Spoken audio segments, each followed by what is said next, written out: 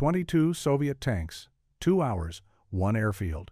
And sitting on that airfield, completely unaware of the danger closing in, was Adolf Hitler. February 19, 1943. The Führer was about to come closer to capture or death than at any point in World War II, not from an assassination plot, not from an Allied bombing raid, but from a column of 34 tanks whose crews had absolutely no idea who their target was.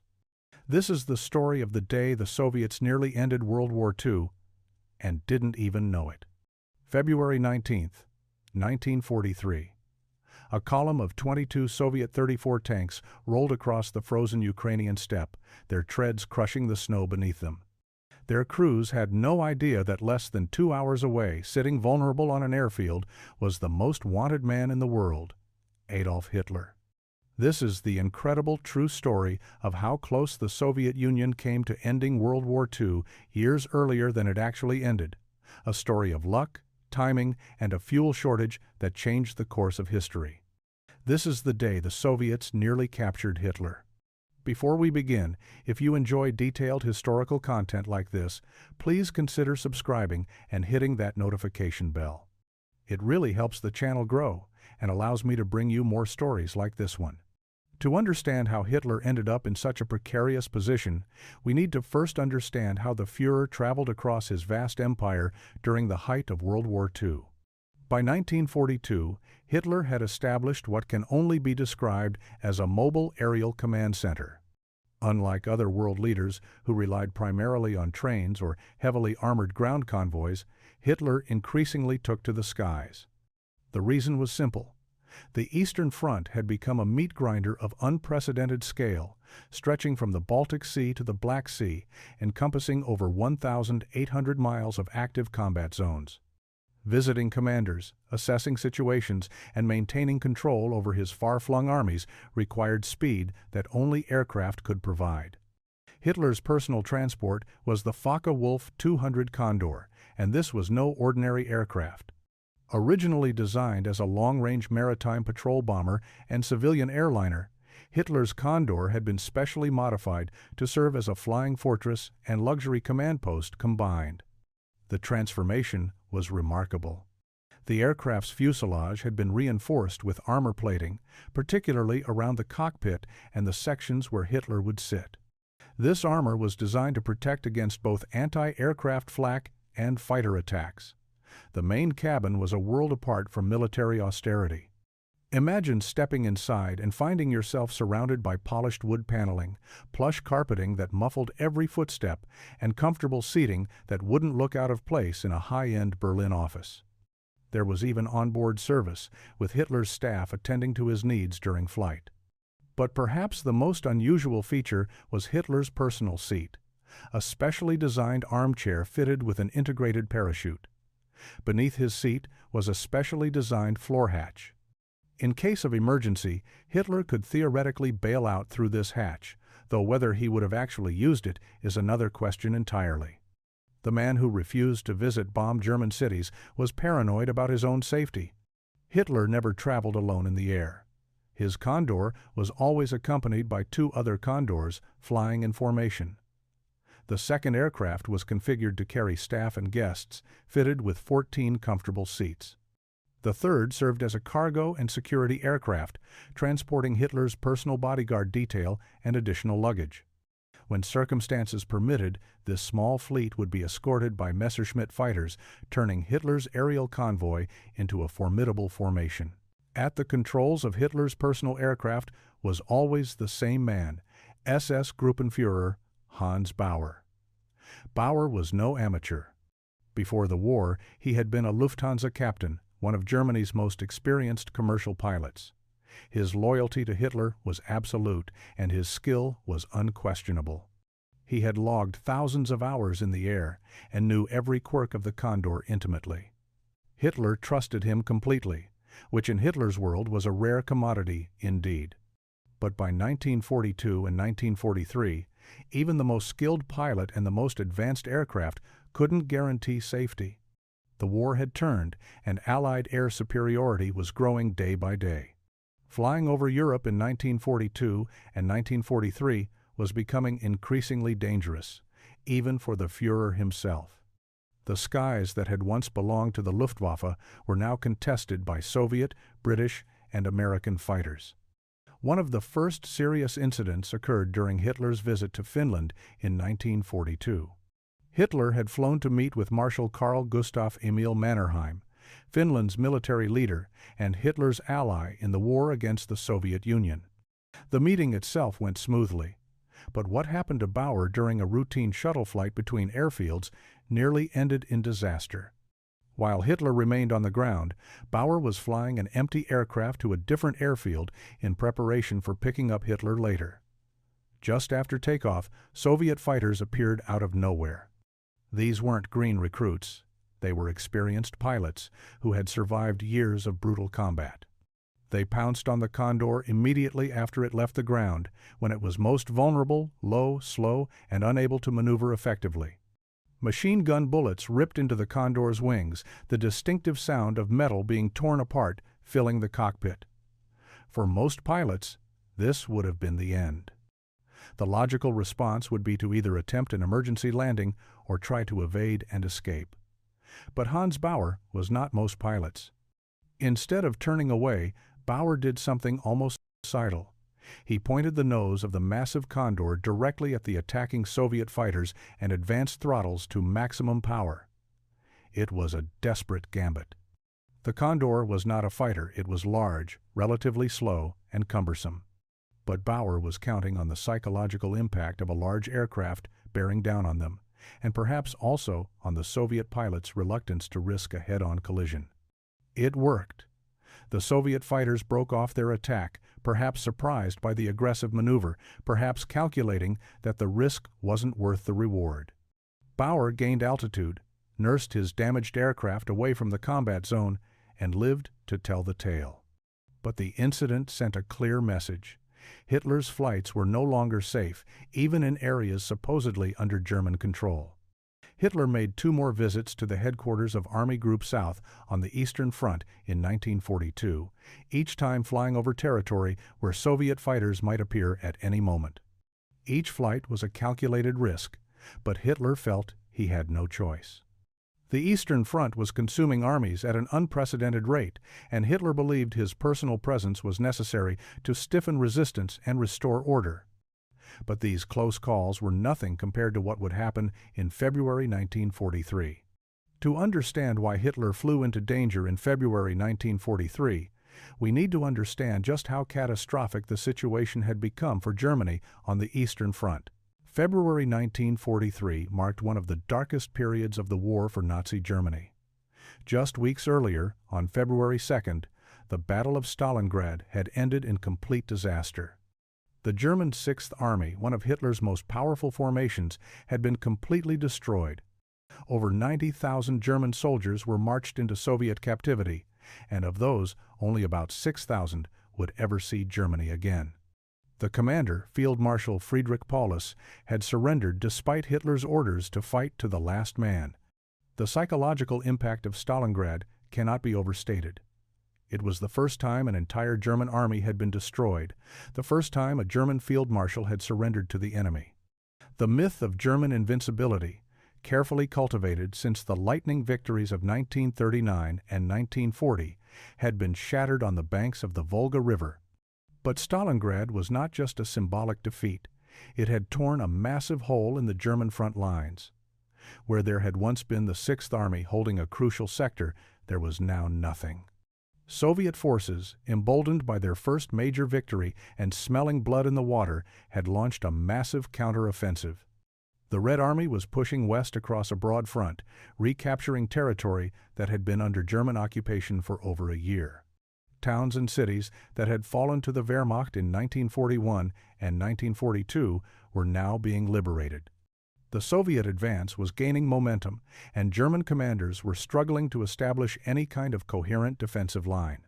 In this chaos, Field Marshal Erich von Manstein commanded Army Group South, one of the 3 major German formations on the Eastern Front.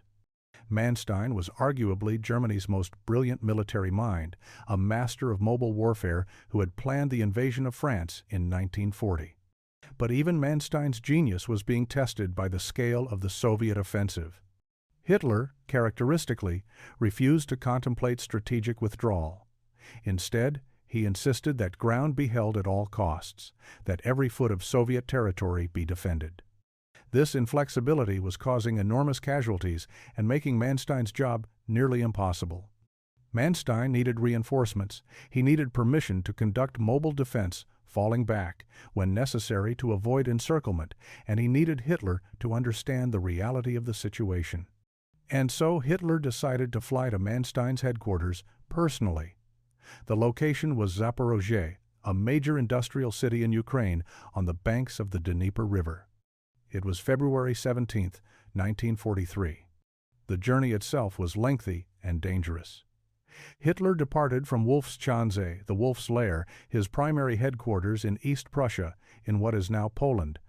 The flight path took him southeast, first stopping at Vinnytsia to refuel and then continuing to Zaporozhye. Each leg of the journey took Hitler deeper into contested territory, closer to the fluid and chaotic front lines. When Hitler's 3 Condors touched down at the main airfield east of Zaporozhye at 6 a.m. on February 17th, the situation was already precarious. The city itself was still firmly in German hands, but Soviet forces were advancing rapidly. Intelligence reports placed Red Army units just 36 miles to the east, less than 2 hours away by tank. Hitler and his entourage, including General Kurt Zeitzler, the chief of the German Army General Staff, and General Alfred Jodl, chief of the Operations Staff, were met by a convoy of large Mercedes-Benz field cars. These vehicles, designed for senior officers, offered some comfort, but were hardly armored fortresses. They drove into Zaporozhye proper, to Army Group South's headquarters, where a series of intense briefings and meetings would take place. While Hitler was locked in meetings with Manstein and his staff, Hans Bauer and the other aircrew remained with their precious aircraft.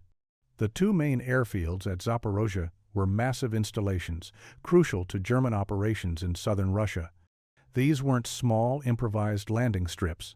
These were major military air bases, crowded with aircraft of all types. Junkers Ju-52 transport aircraft, the workhorses of the Luftwaffe's logistics operations, were lined up in rows. Messerschmitt Bf-100, 9 fighters. Their distinctive angular profiles, easily recognizable, were dispersed around the field, ready to scramble at a moment's notice. Mechanics worked around the clock, keeping the aircraft operational in the harsh winter conditions. The atmosphere on these airfields was one of controlled chaos. The Luftwaffe was working overtime to supply German forces, evacuate wounded, and provide air support for ground operations. Every day, dozens of flights came and went, carrying everything from ammunition to mail from home. Bauer and his small crew stayed close to Hitler's 3 Condors. These aircraft were their responsibility, and losing them, or worse, allowing them to be damaged or captured, would be a disaster of the highest order. The Condors were carefully inspected, checked, and maintained. Every rivet was examined, every control surface tested. There could be no mechanical failures, not with the Führer aboard. For 3 days, from February 17th through the 19th, Hitler remained at Manstein's headquarters. These were not pleasant social calls. The meetings were intense, often heated. Hitler and Manstein clashed over strategy. Manstein argued for mobile defense, for strategic withdrawals to shorten the front line and conserve forces. Hitler insisted on holding ground, on launching immediate counteroffensives, on never yielding territory to the enemy. Despite the tension, the meetings were productive in their own way. Hitler did not relieve Manstein of command, as some had feared. Instead, a plan was developed for a counteroffensive that would eventually become known as the Third Battle of Kharkov, one of Manstein's greatest victories. But that success was still weeks away. For now, in mid-February, the situation remained dire. Bauer and the aircrews lived in simple huts near the airfield. They were not comfortable, but they were functional. The men played cards, wrote letters, and waited. And they listened. Every day brought new reports from the front. Every day the rumble of distant artillery grew slightly louder. The Red Army was getting closer. Then came the morning of February 19th, 1943. Hans Bauer was eating breakfast in the aircrew hut when a staff officer burst through the door. The man's face was pale, his expression urgent. The words he spoke would set in motion one of the most dramatic escapes of World War II. Soviet tanks had broken through the German lines.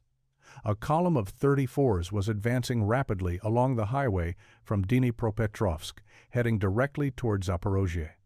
More specifically, heading directly toward the airfield where Hitler's aircraft were parked. The base commander was already in a state of high alarm. The 34 was the Soviet Union's main battle tank, and by 1943 it had earned a fearsome reputation. Well-armored, mobile, and mounting a powerful 76mm gun, the 34 had proven itself superior to most German tanks in many situations. A column of 34s bearing down on an undefended airfield was every commander's nightmare. The immediate response was to scramble fighters. Messerschmitt Bf. 109s roared down the runway, their pilots tasked with finding and destroying the Soviet tank column before it could reach the airfield. But nature intervened. Thick fog had rolled in overnight, and the cloud ceiling had dropped to dangerous levels. Visibility was almost zero. The fighters climbed through the murk, searching desperately for the Soviet column, but they found nothing. The combination of fog and low cloud made visual reconnaissance impossible, and the Me-109s were not equipped with any kind of ground-scanning radar. Frustrated and low on fuel, they returned to base without firing a shot. The Soviet tanks were still out there, somewhere in the fog, getting closer with each passing minute. By mid-morning, the cloud ceiling had dropped even further, down to just 200 feet. This made conventional fighter operations impossible. At that altitude, the fighters would be vulnerable to ground fire and would have almost no room to maneuver. A desperate alternative was tried. The Fieseler Phi 156 Storch in English was one of the most unusual aircraft of World War II. A small, high-wing observation and liaison aircraft, the Storch had an incredibly slow landing speed and could operate from tiny improvised airfields. It was perfect for reconnaissance in poor weather conditions. Several Storchs were dispatched to find the Soviet tanks at low altitude. When they returned, the news was worse than anyone had feared. The pilots confirmed that approximately 20 34 tanks were less than 2 hours away from the airfield by road. And between those tanks and the airfield?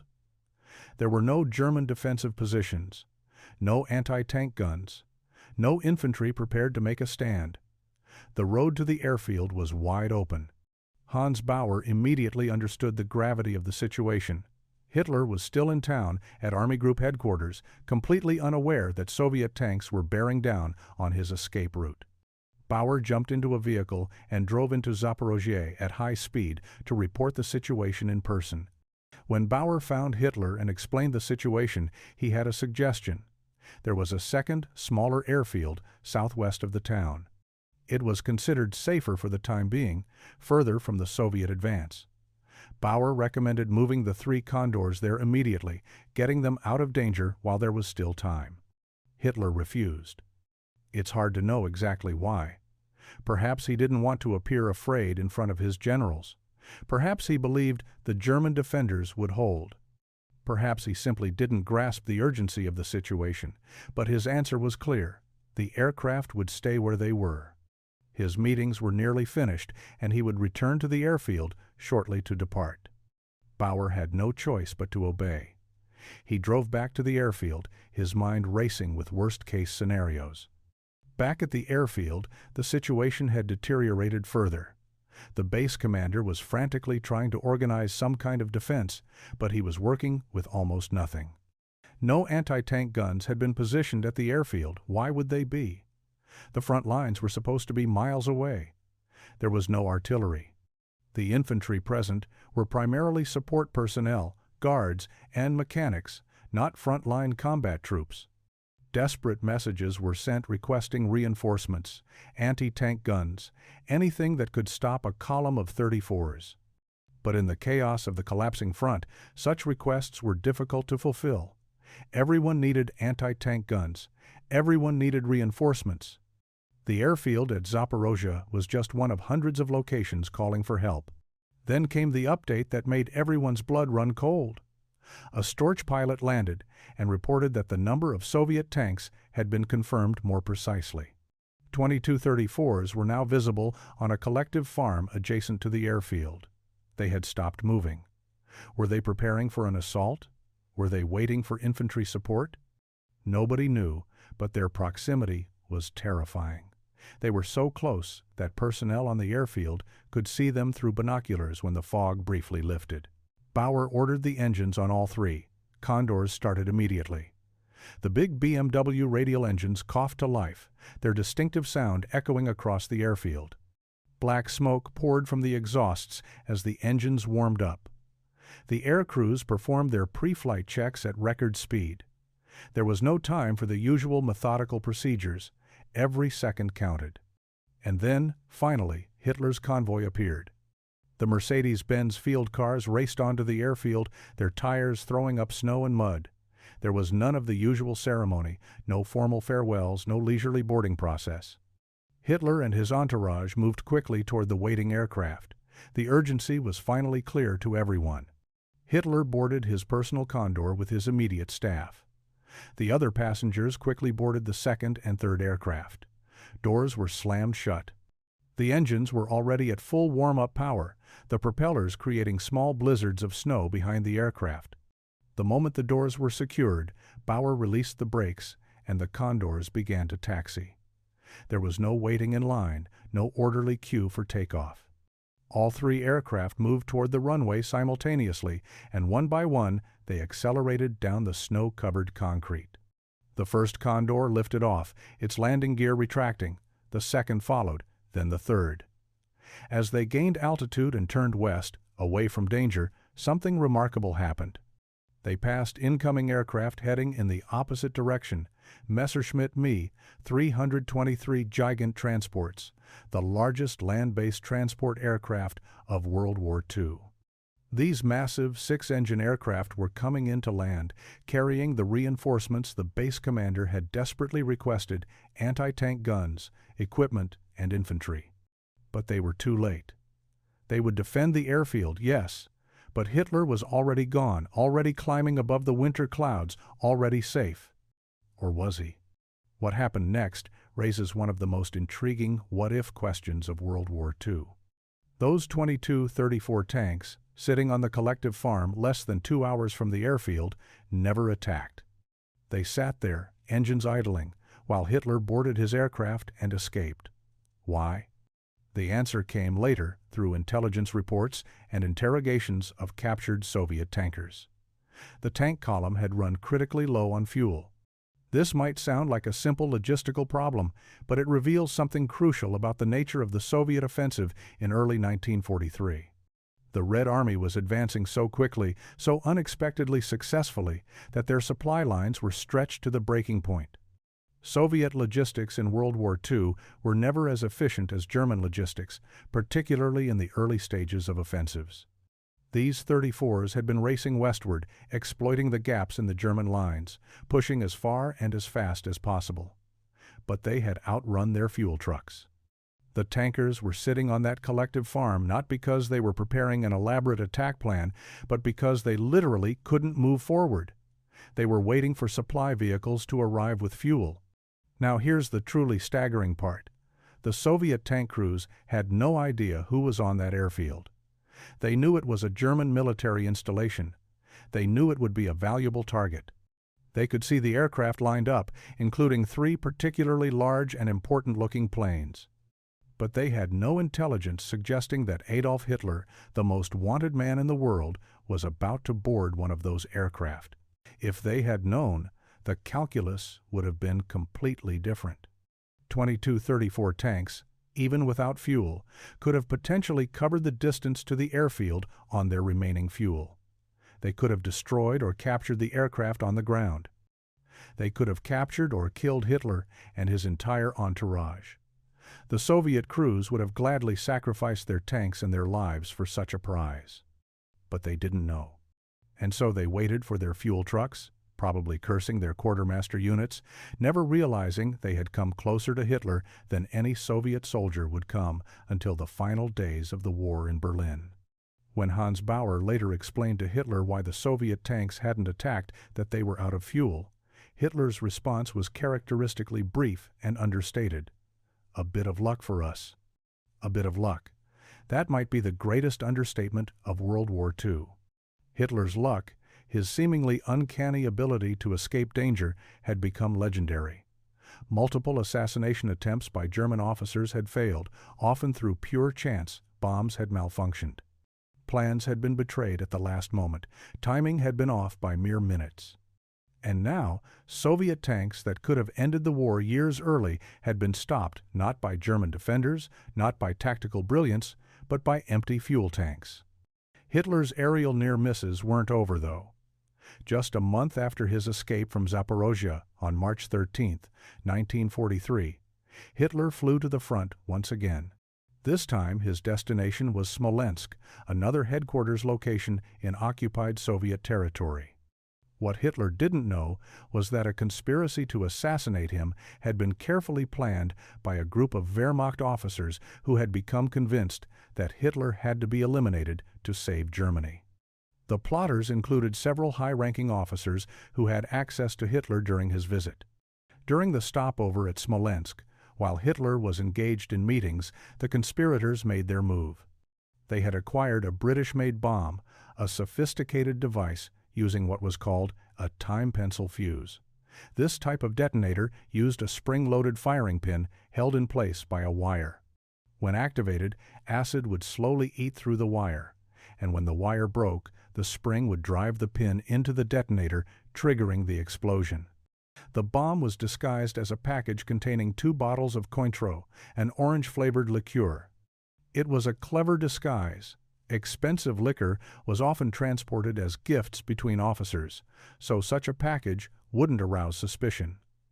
One of the conspirators, Major Fabian von Schlabrendorf, casually approached one of Hitler's staff officers who would be flying back on the Führer's Condor and asked him to deliver the Cointreau to a colleague at the Wolf's Lair.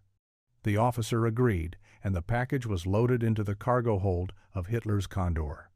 The conspirators activated the time pencil fuse before handing over the package. The acid was already eating through the wire. Based on their calculations and tests, the bomb should detonate approximately 30 minutes into the flight, when the aircraft would be at high altitude over Soviet-occupied territory. The explosion would tear the Condor apart, and Hitler would plummet to his death. There would be no survivors, no witnesses, no investigation that could trace the bomb back to its source. The Condor took off from Smolensk with Hitler aboard, the bomb ticking away in the unheated cargo hold beneath him. The time pencil fuse activated exactly as designed. 30 minutes into the flight, the acid completed its work and broke through the wire. And then, nothing. The bomb didn't explode. The conspirators' careful planning had failed to account for one critical factor: the extreme cold in the unpressurized, unheated cargo hold of the aircraft at high altitude. The temperature was well below freezing. The cold had thickened the lubricating oil in the detonator mechanism. When the firing pin was released, instead of striking with force, it moved slowly through the cold, viscous oil. It never struck the detonator with enough force to trigger the explosion. Hitler landed safely at the Wolf's Lair, completely unaware that he had just survived another assassination attempt. The conspirators were horrified. Not only had Hitler survived, but now there was a live bomb somewhere in Hitler's headquarters, traceable directly back to them if it was discovered. Schlabrendorf had to act quickly. He made an urgent phone call to the officer who had been given the package, claiming there had been a mix-up and that he had sent the wrong bottles. He then flew to the Wolf's Lair himself and managed to retrieve the package before it was opened. When he carefully examined the bomb in private, he found that the mechanism had worked perfectly right up until the final moment when the cold had prevented detonation. Once again, through pure chance, Hitler had survived. The conspirators would try again with different methods, culminating in the famous July 20, 1944 bomb plot at the Wolf's Lair, which also failed to kill Hitler, though for different reasons. The events of February 1943 at Zaporozhye represent one of history's greatest near misses. If those Soviet tanks had been topped up with fuel, if their crews had known Hitler was on that airfield, if they had attacked just 30 minutes earlier, World War II might have ended very differently. Would the war have ended immediately with Hitler's death or capture? Probably not. Germany's government and military structure would have continued to function. But the psychological impact would have been enormous. Hitler's cult of personality, his grip on the German imagination, would have been shattered. Internal resistance to the Nazi regime might have gained strength. Negotiations for surrender might have been possible with Hitler removed from power. We'll never know, of course. Hitler escaped. The war continued for another 2.5 years, and millions more died before Nazi Germany was finally defeated. But for a few hours on February 19, 1943, the fate of World War II hung on something as mundane as the fuel level in a few Soviet tanks. It's worth noting that Hitler continued to fly regularly throughout 1943 and into 1944, despite the dangers. His faith in his own luck, his sense of destiny, seemed unshakable. Even after multiple close calls, including the Smolensk bomb, he continued to believe he was protected by fate, that he had a mission to complete. That sense of invincibility only truly shattered in April 1945, when Soviet troops were literally within 500 meters of his bunker in Berlin, when the sound of Soviet artillery could be heard above ground, when the reality of complete and total defeat could no longer be denied.